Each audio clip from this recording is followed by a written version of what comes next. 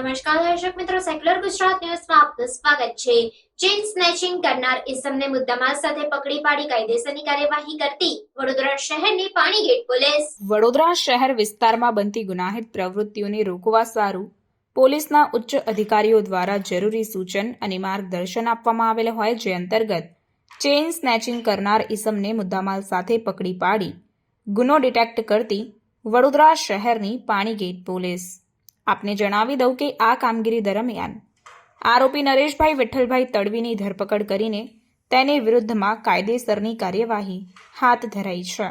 આ સાથે જ સોનાની ચેઇન જેની કિંમત ₹25,000 અને એક્ટિવા મોપેડ જેની કિંમત ₹50,000 મળી કુલ કિંમત ₹75,000નો મુદ્દામાલ જપ્ત કરી વધુ તપાસના ચક્રો ગતિમાન કરાયા। ક્રાઇમ રિપોર્ટર સમીર આગેવાન, સેક્યુલર ગુજરાત ન્યૂઝ, વડોદરા। સમાચારોની અવનવી અપડેટ્સ માટે જોતા રહો સેક્યુલર ગુજરાત ન્યૂઝ।